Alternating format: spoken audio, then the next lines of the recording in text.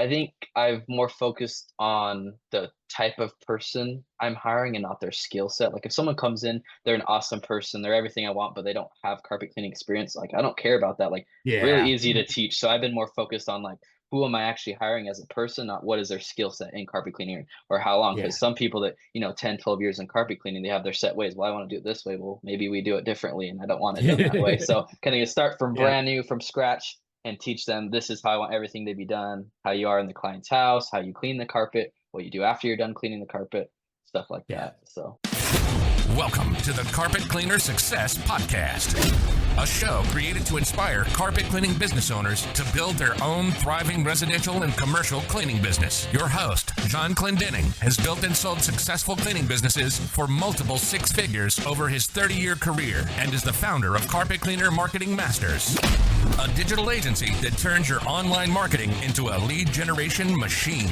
Tune in as John shares proven tips, strategies, and expert interviews to help fast-track your success in the carpet cleaning industry.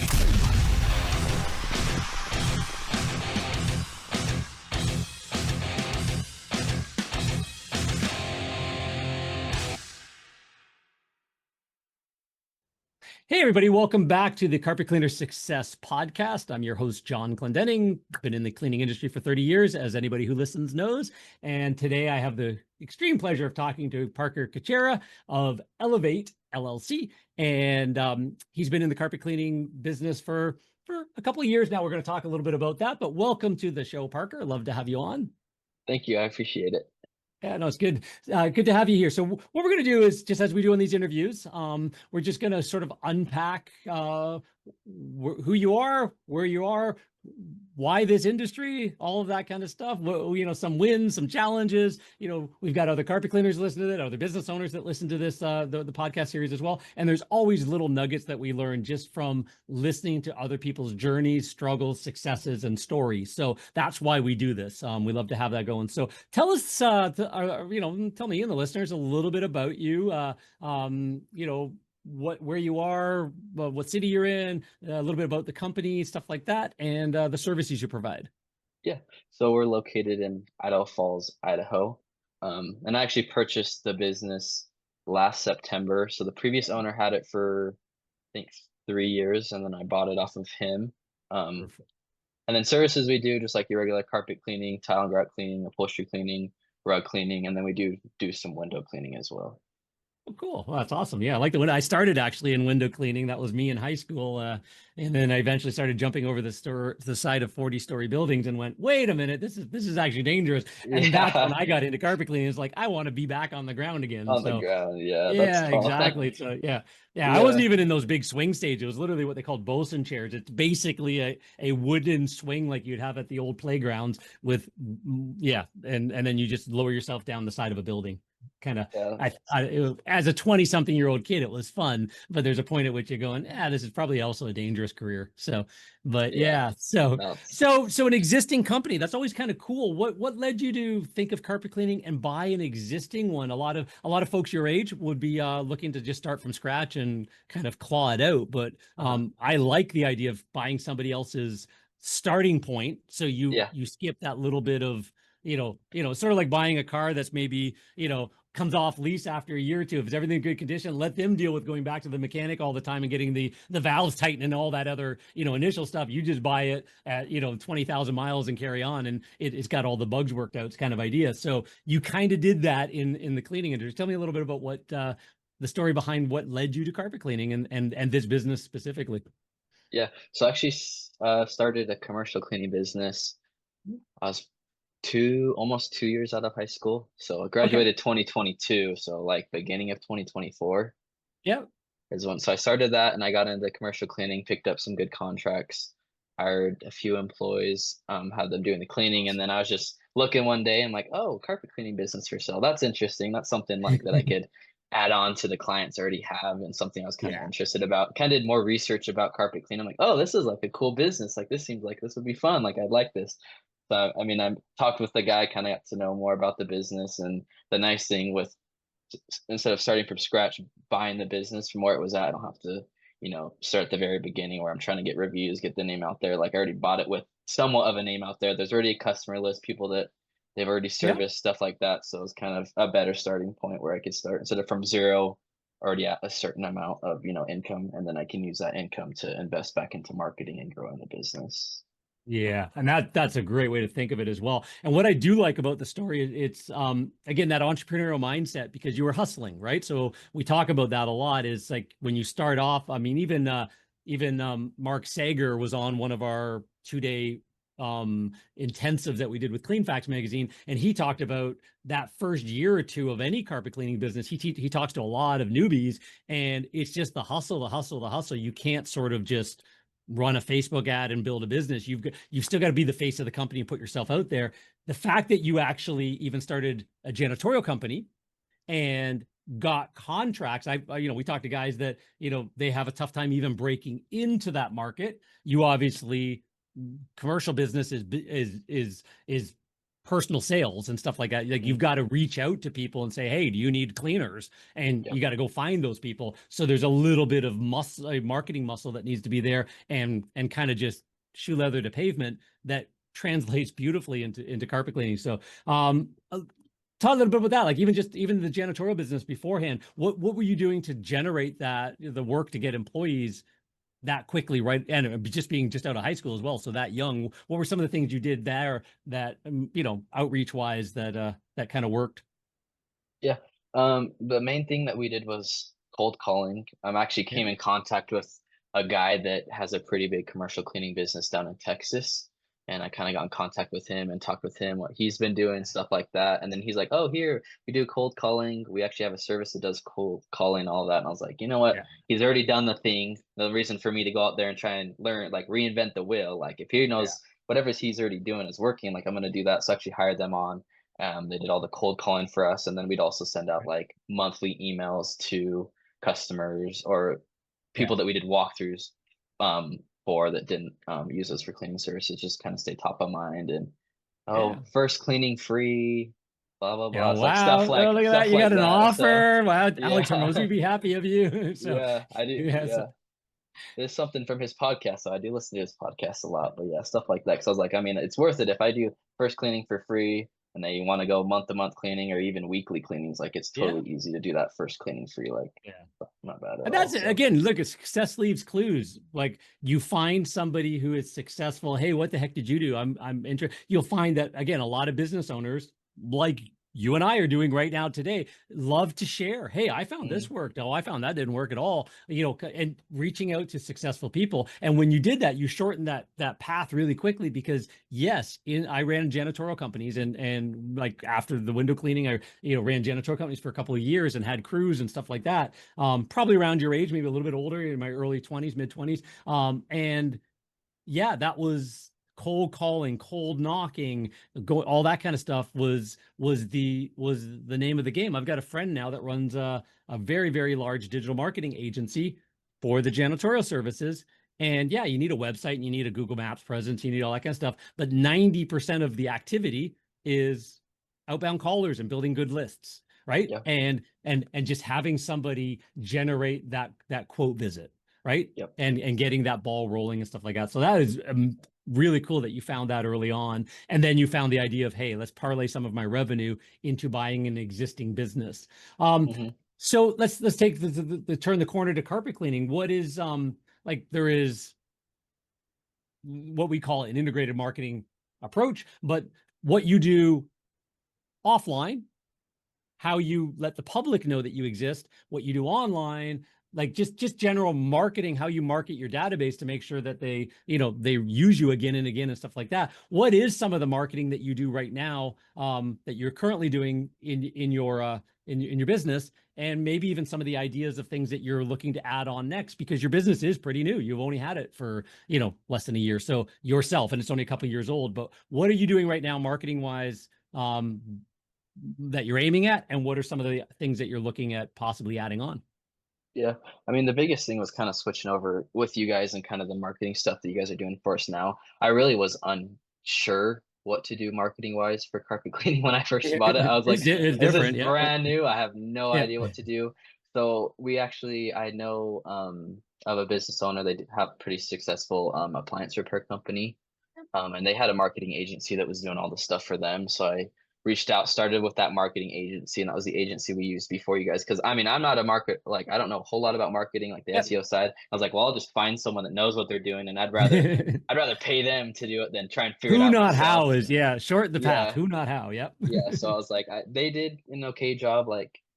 And then I came across, I think, your podcast maybe 6 months ago, and just listened to the podcast and all of these things that you were listening out. You should be doing this, that. I'm like, they're not doing that. Like, that's something that we need to be doing. So then I was Yeah. lucky enough to hop on a call and start marketing services with you guys, and I'm really excited to see where that takes us. But No, appreciate that. And yeah, and then again, and some of the stuff we like to consult is just from 30 years of me doing this and then helping other companies grow $1 million cleaning businesses is like, yeah, there's part of what we like to help with is if some people have tons and tons of ideas and there is sort of an order of operations, not exactly, but there's certain things. Hey, I want to go on the radio. Yeah, well, you don't do that when you're 10,000 a month, but when you're at 40 to 50,000 a month, you should be on the radio. Right. And there's a reason for that, like, and that kind of more omnipresence and sponsor the little league team and stuff like that. So there's like, we like to help advise included in that, but what do you do to your database? What do you do to, there's always a good, better, best and stuff, like starting with definitely like you did with your commercial list, marketing everybody who didn't book yet, but also market all the people that you need to come back again. Carpet cleaning and home cleaning services is about, can I get back in the home more often than, can I at least get back in once a year? Because the average is actually, most people don't call the same company back.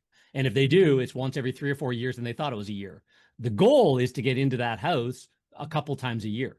Right? Do the carpets, do the upholstery, do the tile, do the area rugs, the windows in your case as well. And you can cycle through. Some of our clients do duct cleaning, get back in for the duct cleaning. Or, if you're ready to expand, you go, wow, I need another service. Let me buy the local duct cleaning guy that's ready to retire or hasn't figured it out yet. And now all of a sudden we got Elevate Duct Cleaning as a add on, and you're building that in-home service brand around a great message. So yeah, a lot of the marketing comes from sort of getting the basics in place and the foundation, a great message, why you're different in the marketplace, a great guarantee, a great offer, like it's not a discount, but a great foot in the door, and things like that. So your prices can be higher, but your offer is the trial or the, an incentive for the first time. Again, not a discount. I always like adding extra services or completely free. Like you said, just, hey, like the one room free started a lot of carpet cleaning businesses. Dan Kennedy taught that to Joe Polish. Joe Polish taught it to the carpet cleaning world. But it was a Dan Kennedy strategy. That Howard, or what's his name? Alex Harmozy and even Russell Brunson and all are now just next generation of that trainings and those people and stuff like that. That's where they came from as well. So, so marketing a company is to me the most important. You and I talk about that all the time, is like, and we talked about earlier today, rewiring your brain. Like you got to identify as the marketer of the services, and everything else you do, that's the most important. Again, you don't have to be the guy that knows how to do SEO. You have to understand how you're going to market and push your company forward. And then you find the people that can help you do that. You go out and do your part of that. And then as the company grows, you can hire people to even be the outreach officers, like Howard Partridge, has gals that go out and do everything that Howard did back in the day when he used to change out of his cleaning outfit into a suit to walk into a carpet store, because he's in the carpet store every single month. He's in the bringing donuts and coffees. He's in the real estate office. We should all still be doing that. We should have the time to do that. But eventually we can hire somebody to be that person for us, because we got 3, 4, 5 trucks on the road. And there is a role in the company and a budget that can pay somebody else who is just schmoozier than even we are, if we want that person to be out there and stuff like that. The other side of the business is sort of operations. So I know you've got technicians and stuff like that now, and you've gone through a technician upheaval and hired a new one and doing the training. Operationally wise, what are some of the things that you've learned now in your short tenure as owning the business that, maybe you've done wrong, you've thought of, other people have done wrong, you've reached out to somebody, and you're starting to see how to sort of operate the business, hire employees to do the work at the quality level you want to and stuff like that. What are some of the thinkings and nuances you've gone down in that road? Yeah, a big thing for hiring. So I guess because I've hired, 2 people now in the short 10 months, but it's not a bad thing until we find the good person. But I think I've more focused on the type of person I'm hiring and not their skill set. Like if someone comes in, they're an awesome person, they're everything I want, but they don't have carpet cleaning experience. Like I don't care about that. Like really easy to teach. So I've been more focused on like who am I actually hiring as a person, not what is their skill set in carpet cleaning or how long. Yeah. Because some people that, 10, 12 years in carpet cleaning, they have their set ways. Well, I want to do it this way. Well, maybe we do it differently and I don't want it done that way. So kind of start from Yeah. brand new, from scratch, and teach them this is how I want everything to be done, how you are in the client's house, how you clean the carpet, what you do after you're done cleaning the carpet, stuff like Yeah. that. So Yeah. And even like, again, because you're new at this, and I think that's really instructive to the people listening, is it's sort of like you're figuring this out and putting it in place. You just happen to do it. Like, I know guys have taken 5, 6, 7 years to sort of even just figure that point out. Hey, you don't necessarily hire the experienced person, you hire the right attitude, as you said, and you know that they're going to walk into the home and make the customer feel like it's, I always used to say to our technicians, I want the customer to look at you like their son's best friend who because their son might go, Mom, you're full of crap. The best friend is, well, Mrs. Jones, and even the buddy goes, dude, what are you doing? You don't sound like that anywhere else, but you do in front of my mom, kind of idea, right? Or, the way you talk to your aunt or, or your grandma.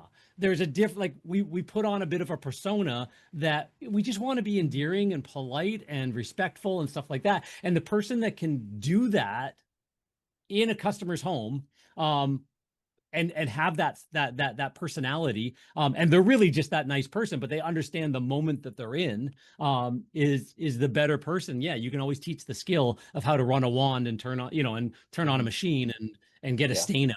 That's all just training, like that. So yeah. And how do you train the technicians? What are some of the things that you've noticed that now, because they're obviously going to be riding along with you, learning from you? How long have you realized that you need to train them before they should be out on their own, and upgraded training and having them understand pet urine and red stains and all the other stuff we run into?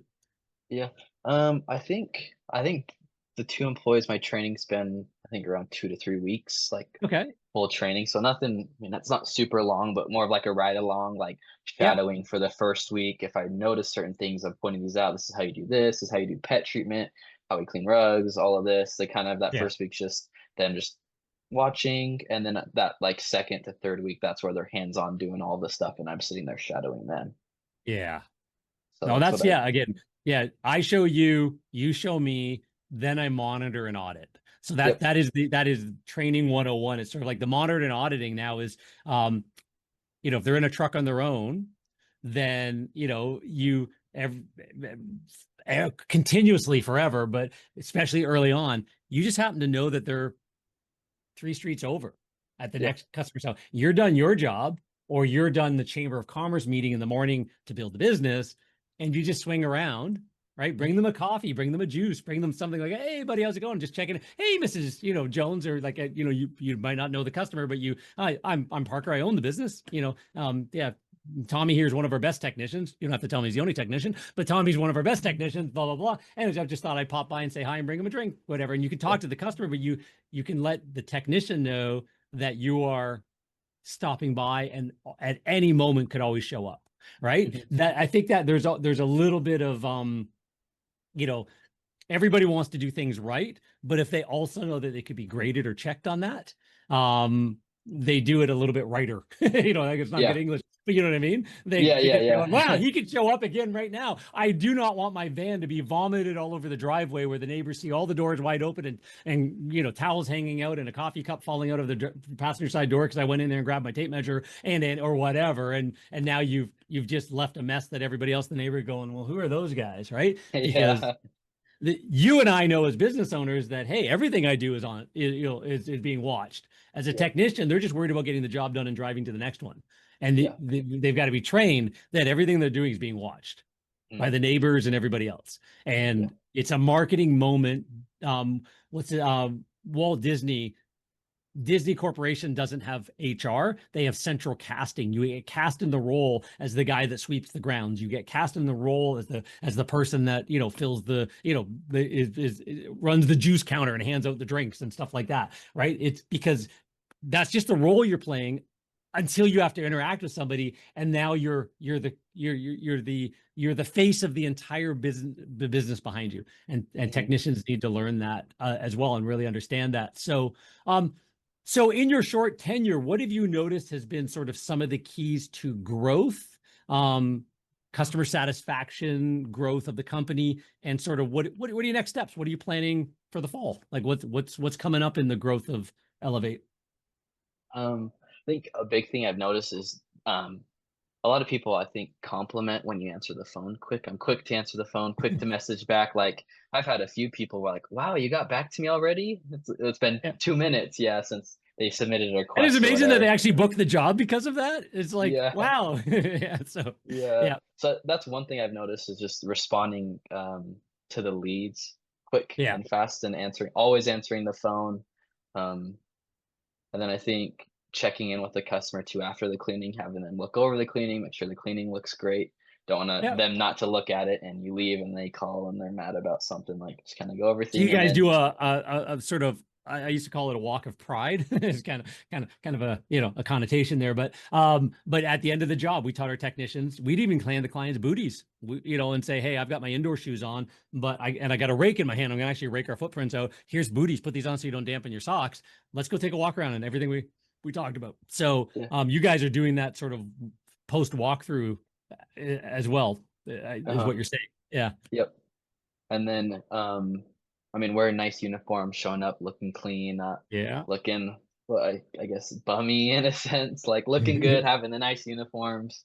Yeah. Um I think what else?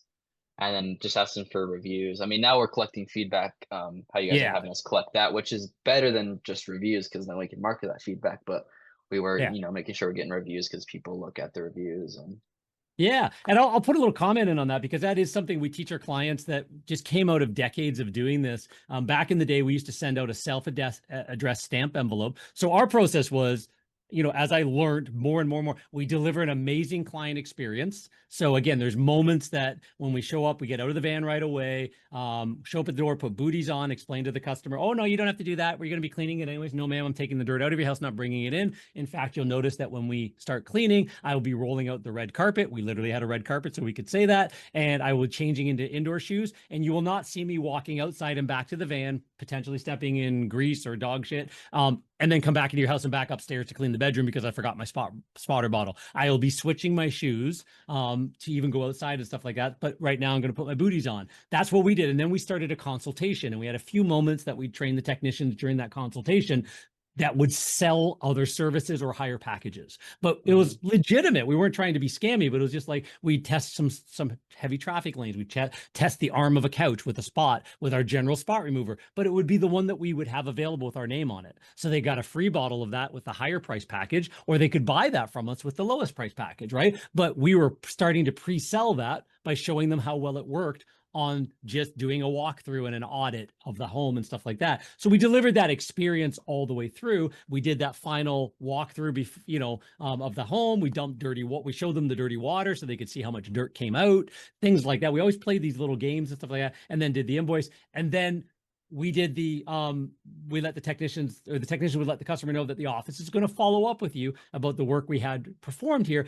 Do you mind mentioning my name when you fill that out? Because I get some brownie points back at the office. And that worked really well. Even just when it was the next day, Heather would call the next day, follow-up phone call, and would pop into the mail a letter that would come from me to the customer, saying, hey, thanks so much for using our services. Hope that was great. Here's a self-addressed stamped envelope and a survey. It comes right back to my desk. Tell me anything. And it was a few questions. One of the questions is, hey, which one of these other services might you be interested in? Because we found that by asking the customer about other services, Heather could pick up the phone, call them back and say, hey, thanks so much. John mentioned that you filled out the survey and you were really happy, and he shared that with the text. And you also mentioned that you're interested in tile and grout cleaning. I'm not sure if Joe, one of our many technicians we had over the years, I'm not sure if Joe told you, but we have our add-on savings. Any second service you add on to a cleaning appointment, you get, and we used to do 20% off. You get 20% off that second service because we're already in the home and stuff like that. I can extend that to you for the next 30 days if you'd like somebody to come back and give you a quote, or just schedule a cleaning for that tile and grout you mentioned. And it was our way of, so Joe would have asked in the home, hey, thanks so much. We got you. Here's everything we measured on your carpets. Here's the 3 packages. Is there any other services that you would like to add to this while we're here? We would get them to say that. So we knew they said it every time, but we kind of played silly or dumb and said, you know, he might not have told you, but we could add this on again. And we just give them that second opportunity to get that second service, because I learned early on that if you're in a customer's home 3 times, the first time you're in a customer's home, you have an 80% chance of never seeing them again. The second time you're in the customer's home, you have a 50% chance that they'll use you again. If you're in a customer's home 3 times, there's an 80% chance, unless you screw something up, you're their cleaner for life. You just have to stay in touch with them. So that third cleaning is magic. That third time in the home is repeats, referrals, like locks you in, right? So how fast can we get to 3? So can we get in once? Can we get in a second time within a month? And can we have sold them our Always Clean program, which gets us in within 6 months for a free traffic lane touch-up? That's how we did it. And we tried to get in the house 3 times in 6 months. And our very best clients, when I sold the business 27 years later, our very best clients were the Always Clean that had us back in 6 months and had used us 3 times within that first 6 months. And they were still using us 20, 22, 27 years later. Right. Wow. So yeah, it's just so, yeah, I love the fact that you guys are like, you know, so what you guys are using the feedback and understand that reviews are great. In today's world of chat GPTs and perplexities and AI, even less and less people are going to Google as their first stop. So making sure that you get feedback from the customer that becomes part of your marketing. Then the feedback ask them, hey, by the way, thanks so much for the great feedback. Would you mind giving us a review on any of these channels? And then you could still have, as you grow, an office gal call a day later. Hey, thanks so much for filling out that feedback form, and just have a reason to call. But we always say, and if you haven't had a chance yet, we'd really love you to write a review on Google, Yelp, or Facebook, or the Better Business Bureau, or whatever. You don't have to, but it would just help the next person who's looking find us. And you could always do that good, better, best. Best would be following up 2 days later about the feedback they filled out, or if they didn't fill out the feedback, to get their feedback. So there is a role as you grow to have somebody answering your phones, so you can actually be doing quotes, being at a chamber meeting in front of a customer, and not have you want the phone answered in 2 rings. You want emails and forms and chats answered within 3 to 5 minutes, like you said. And you noticed, which is amazing, that the fact that you're doing that is noticed by the customer. And it is a conversion principle all on its own at prices higher than your competitors. But the next iteration of that is now hire somebody to do that for you, so that you don't have to, and train them on the scripts and just monitor them, right? We're in a world where AI can pick up phones. It shouldn't at this point. It should be an overflow if everybody's busy, but it shouldn't be the way that you answer your phones with AI. But a real person answering, talking, calling back the next day, following up, checking in with your clients, every 3 or 4 months, checking in at a year because of the anniversary mailings. There is a huge role for an office gal once you have 2 trucks on the road. There's a full-time job right there to do that, plus a bit of your bookkeeping and stuff like that, and just be your nurture person, right? To allow you to not have to worry about answering the phones while you're standing at a chamber meeting, talking to the property manager that manages 17 buildings, who really thinks you're nice and wants you to possibly do the hallway. Oh, just a second. 10 minutes later. Oh, sorry, another call, just a second. You've lost that connection, right?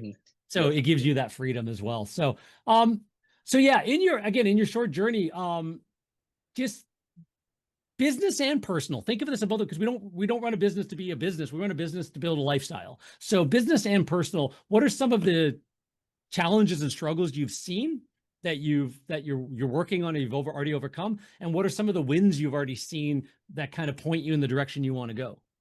Yeah.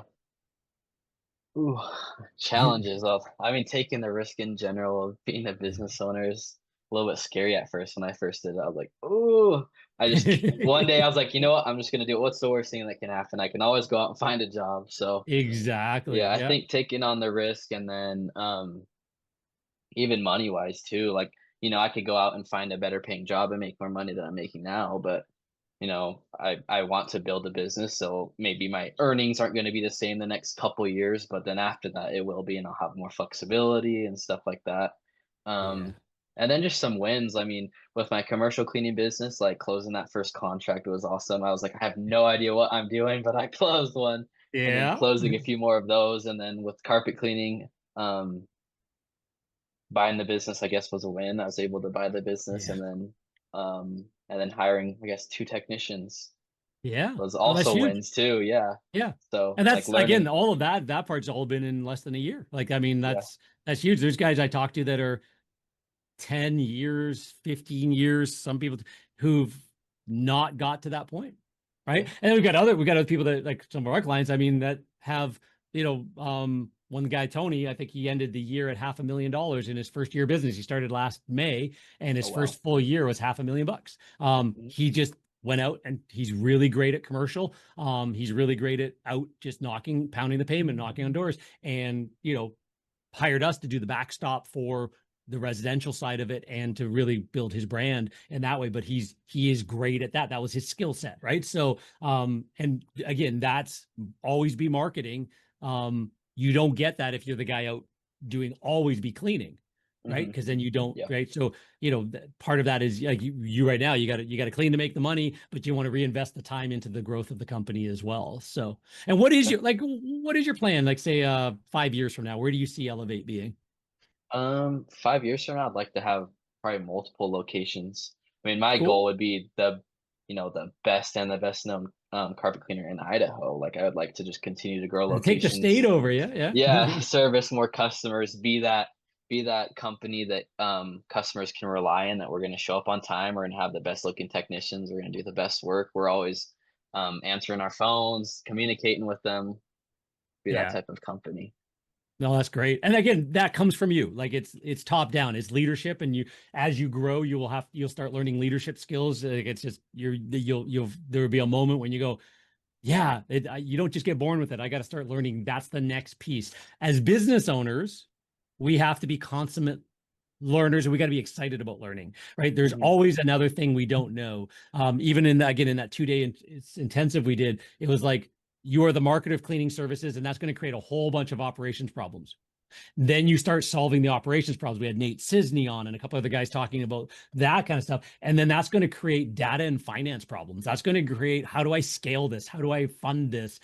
What's working, what's not working, and it's really starting to learn now you need to understand data at a little bit more important level, and conversion rates and things like that. Now you're becoming a mindful business owner, and Hmm. then you just cycle back around again, and you start running that loop. It's like more marketing creates more operations problems because you need more technicians, and you growth, you might want to buy the competitor out. That creates, now you go, and the whole thing just creates this loop. And that's the fun of being a business owner, is because you're always challenged with the next growth in yourself. um Hmm. so with that in mind, again, what are some of where's some of the places you go? You mentioned podcasts and stuff like that. We talked about Hermosi. You mentioned you listen to that. Books, podcasts, things that you've just sucked into your brain. What do you kind of do to stay sharp and learn what you don't know? What are some of the things Yeah. that you focus on? Yeah, so podcast is really big for me. I mean, I listen to lots of hours a week of podcasts because you learn so much knowledge, and it's easy just to throw on the AirPods, or if I'm going Yeah. to the gym, in the car, anywhere I'm driving, I'm listening to podcasts at home. If I have a few minutes, I'll just listen to podcasts. And then books as well. I'm not a big reader, but I know there's a lot to learn in books. So I have actually started reading more books. Actually, the E-Myth, I started that 2 days ago. I think I'm halfway Oh, through it good. already. So that one's a great book to read. So, Yeah. and Yeah, then my I was the worst. I was the worst in high school. Like, again, I don't, like, today's day and age with chat GPTs, I don't know how teachers even do it, because yeah, I mean, I would go talk to the cute gal in class or whatever about what was the book about, because I have to write the essay on it. I didn't read it.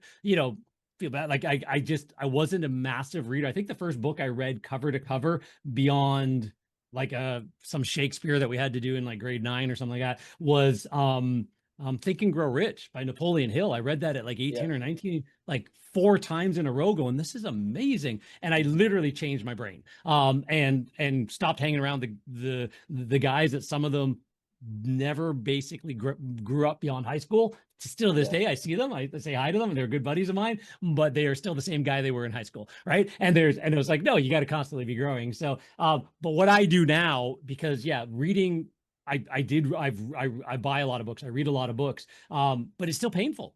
I still, if it's too late at night, I read the book, I've fallen asleep. I just, whatever. But what I will do is buy the audiobook, Okay. and listen to it like a podcast. Right. So, because you can get through an audiobook at 2x speed, on a couple of walks or on a couple of visits to the gym or a couple of long car rides, or if you're out in the truck between jobs and stuff like that, and you can suck that in. And if it's a really good book that I'm taking notes, and like, you'll see me driving with a notepad beside me. Here's a note that I wrote driving earlier today, right? I just constantly, if I'm listening to something, I need a way to capture it. Now I use ChatGPT and just talk into it. But I will buy the physical book and go back through it again with a highlighter, still listening to the audio. And I learned that from Harmozy, actually, is like, I got the habit of not buying the books and just buying the audios permanently. And he made a mention a couple of years ago on one of his podcasts or YouTube videos or something, that the way he studies a topic is to listen to it while reading it, so you get it in a couple of different ways, visually, auditorially, and all that, and then you highlight and stop and turn it into a study guide, right? If you found it impactful, study it, dog ear it, note it all up, come back to it, give yourself some to-dos from it, and then revisit it again if it's that good, right? So, and that became sort of my motto is, you got readers are leaders. Anybody I know who's read more and more and more books, there's a point at which in business, there's a lot of them that are the same books. There is a core group that you kind of, and then new ones come out, and all of a sudden, oh my God, that's an amazing one. Let's add that to the core group. And everybody makes the same decision because it's that good. And again, like the E-Myth Revisited, stuff like that. Think and Grow Rich has been around for, since 1930s, and it's still on that list for most people. The Ultimate Sales Machine, Chet Holmes, put that one down on your list. That one's a great one from like the 80s, early 90s, and stuff like that. So, and all of it is just really good, timeless business mindset stuff. And then, if you can find a way to consume a lot of it, you're just taking somebody's years and years and years of thought and putting that into your brain in hours. And it just influences you on how you think about the next thing. So no, really good stuff. And so that, again, I always find that successful people are listening to podcasts nowadays. They're consuming content. They've got influencers they're following. Even if that's on TikTok or Instagram or YouTube, they're not necessarily watching the latest dance craze or silly cat videos. When they go on YouTube, they've got a curated list of thought leaders and how to answer tough questions, and they're just picking up knowledge, right? It's just like, oh, that'd be good to know because I ran into a really bad situation the other day with this customer, and I would have loved a better way to say that, or something like that. Right. So I think cool. YouTube's was a big thing, especially like in high school. Like, I've always known I wanted to be an entrepreneur, own a business. So like, even in high school, I mean, just hours and hours of YouTube. There's so much good free content that's just on YouTube. You just look up a topic and here's 100 videos and watch them all, and you can learn so much. And then even now with ChatGPT, I'm always spitting new ideas and stuff that I'm thinking of. What do you think about this? What do you think about that? Yeah. What are other ideas? Like, and just trying to learn every day, learn new things. Yeah. And even that, and we're in a world now that again, it's moving way too fast. We build AI agents now all day long, every day, and use AI for everything that we could possibly do and help. And some of it we release to clients, and more is coming soon, because it's just a massively developing field. But even something like, say, for example, ChatGPT sucks at YouTube transcripts. You have to download the transcript to put it in, whatever. But if you go to Notebook LM, Google's, it's free within, the basic version's free in Google, and you take 20 YouTube videos on a topic, put them in as the resource, because it's Google's product and Google owns YouTube. They don't have a restriction of finding the transcripts, and you just say, hey, can you summarize all of these in, the main points, any contrarian points, and blah, blah, blah. You can create a study guide. You can create a little podcast where two people are talking about the topics. So you can curate your own list and then go on a walk and listen to the podcast. And you can actually, now that what they've added recently is you can pause the podcast and ask a question to these two this guy and gal talking about the topic. And you can just say, hey, wait a minute, stop for a second. So you just said this, that's interesting. Give me a little bit more detail on that. I'd like to go deeper on that. Well, Parker, thanks so much for chiming in here in the middle of our, and it just sounds like real people, and off they go down that other rabbit hole. It's really cool. AI is insanely scary because it is, you can learn anything you want. Now it's just a matter of organizing that. Too much, there's too much.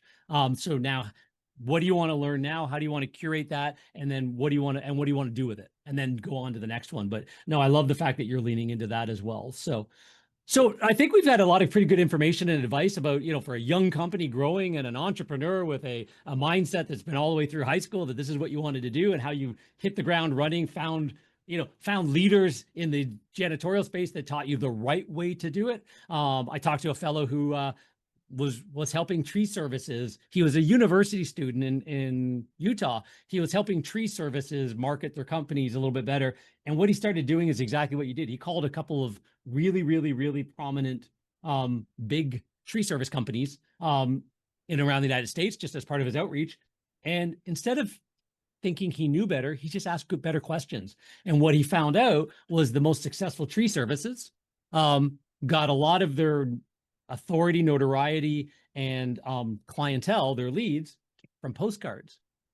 Oh, wow. So where digital marketing has a place in the tree service industry, it's like neighborhoods with a lot of trees, and postcards was a great first step. And then all of a sudden there's the truck in the driveway or in the neighborhood, and then the omnipresence starts taking over as well. Then the website matters, then the social media matters. It's just sort of that industry was really, really front end driven and on postcards, and a lot of the digital marketing agencies just never figured that out, right? Mm-hmm. And a lot of the tree services kind of held that were successful, held that a little closer to the vest. So he went and found out what postcard companies were helping some of those tree services, and then made a relationship with them, and now runs an entire marketing agency. He just graduated university in May, but he's running the business for 2 years and has a couple hundred clients. Oh, wow. Because he uniquely has a postcard process for tree services. That was just like you did. Like, it's like, hey, how do you guys get clients? Oh, we cold call. Who do you use? These guys. Okay, I'm going to use. Okay, wow, that worked. Gee, I wonder why. Because you found out that there's a system that works and you plugged it in, right? Yeah. So there's a lesson in that. Find the person that's where you want to be, and they'll take you. I mean, use their things. You know what I'm saying? Yeah, exactly. And again, as we said, people don't mind mentoring other people. Like there's that is a big part of the behind the scenes world. If you don't reach out and you don't ask, you never find, right? Yeah. So, and that's, again, we talk about that a lot too, is like, there's no carpet cleaner, very few carpet cleaners that need more leads, right? You can generate leads or inquiries and interested customers in a million different ways. What's better is not worrying about going after one at a time. Mm-hmm. So, in the carpet cleaning world, again, go way back to Howard Partridge, where I learned that one from, was carpet stores and flooring stores know who have carpets and floors.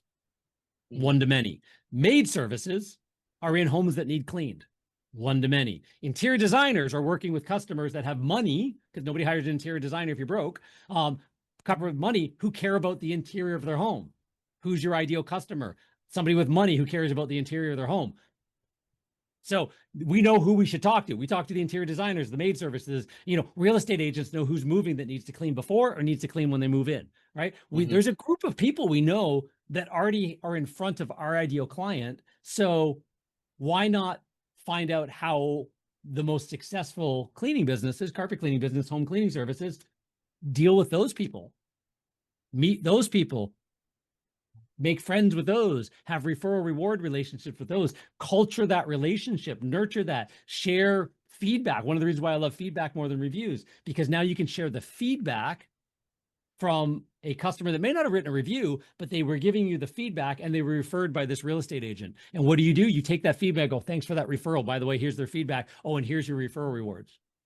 Mm-hmm. Now they went, oh, wow, this guy did a great job. The customer loved him. I feel good about this. I want to feel good again. Let me do a dopamine hit. We all get it from our TikToks and our Facebooks and Instagrams and YouTubes anyways. Might as well get it from Parker. Might as well get it. You give them a dopamine hit, right? For sure. A smiley moment. And they'll give you more of them. And that's just a one to many, right? So there's success leaves clues, and those are little things you find if you're willing to reach out, have those conversations, and build that muscle. So any parting last words or advice for somebody coming up and thinking maybe starting a brand new carpet cleaning business, buying a competitor or a local guy out who's selling his business or anything like that? Anybody in your shoes? Any sort of advice for, somebody who's maybe 6, 9 months, 12 months behind you? I think biggest thing is just learn as much as possible. Read books, podcasts, YouTube. Learn from other people. Like just learn those things you need, and then you're gonna pick up on things that someone 10 years down the road from you does, and like, oh, that's something else I can add on, and that's just gonna help your business grow faster, and you're gonna be more successful when you're doing things that people took 10 years to learn, and you can do that in your first year. So I think just Yeah. the constant of learning and then finding out new things that work better or stuff like that, I think helps a Yeah. lot. And I love that because what you're like, even the subtext of all of that is, be an entrepreneur, not a carpet cleaner. Hmm. Right? It really Yeah. is, because it's like, if you're going to own the business, you don't need to learn how to market better, how to be a leader, how to do any of these things that we just talked about today. If all you want to do is run a wand, Yeah. you have to learn how to fix the truck mount. Mm. But if you want to build a business that has 10, 20 trucks or multiple divisions or take over the entire state, right? You don't need to know how to fix the truck mount.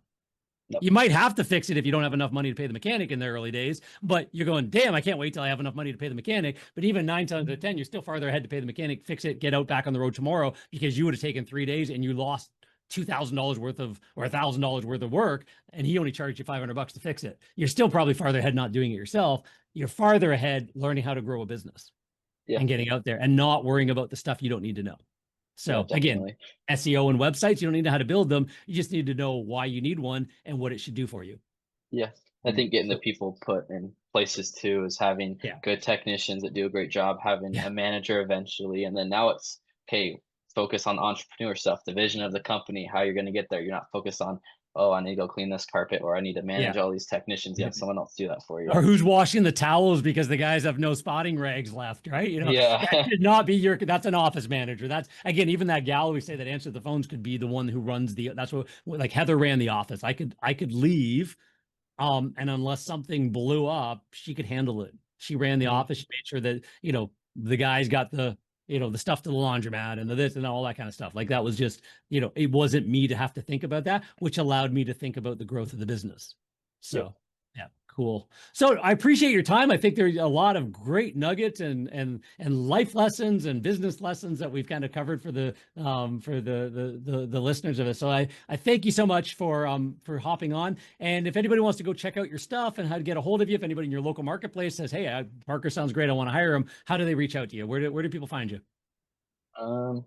Yes. I mean, our Facebook, if you just look up Elevate, you can book stuff through there, call us. And Yeah. then I mean, my personal Instagram, I guess, is parker.kucera. So you could reach out there. And for any other business owners that, maybe they're just starting out and they kind of want some tips and stuff. I mean, I haven't been doing it super long, but I mean, 9, 10 months, I've learned some stuff. So I could give you, some good ideas and stuff. So, Perfect. Yep. And they can always check out your website as well if it's any local businesses that are watching this and say, hey, I think I want Parker to come and give me a quote and do some cleaning there as well. So yep. perfect. I will appreciate you, man. Thanks so much for jumping on. And yeah, we'll let any of you listeners out there, put your comments in whether it's on podcast, Spotify, YouTube, or anywhere else you're consuming this. Comments, anything that questions or any shout outs to Parker, we'll definitely pass them along to him. And yeah, just keep listening to the podcast. And Parker, you keep listening to this one and all the other ones you listen to as well. Oh, I will. I appreciate it. Thank you. All right. Well, thanks everybody. Take care. And until next time, happy marketing. Yeah, that's a wrap. There you go.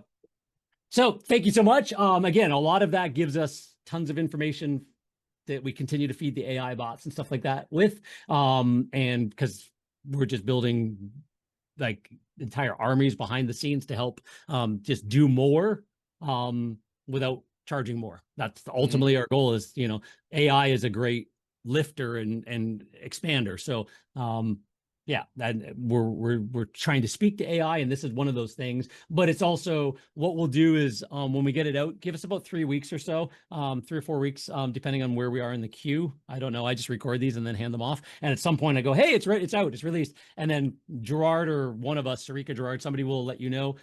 It'll be up on your Facebook as well, and social media that we manage. We typically usually put it on your website, on the About Us page as well. And then what we do is post it on your Facebook. And then that's one of those ones we suggest you take into the business owners of, the homeowners of, like any of those groups. Between now and then, if you haven't joined some of those groups, get with Gerard, because we have a sort of a strategy, a little list of how to just, you as Parker, join sort of the local buzz communities on Instagram, or sorry, on LinkedIn and Facebook. And then when this happens, you can say, hey, I had the pleasure of being interviewed by the Carpet Cleaner Success Podcast. I just thought I'd share that out. I'm honored. Aw shucks. Right. And again, it's just 90% of this is just aw shucks. Like, it's just people go, well, that guy seems nice.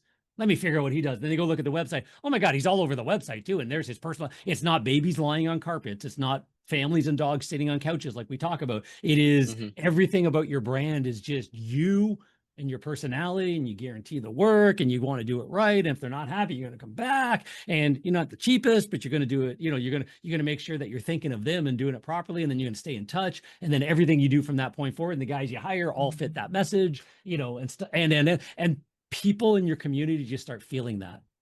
Yeah. So, and that is the growth. Sweet. Well, sounds great.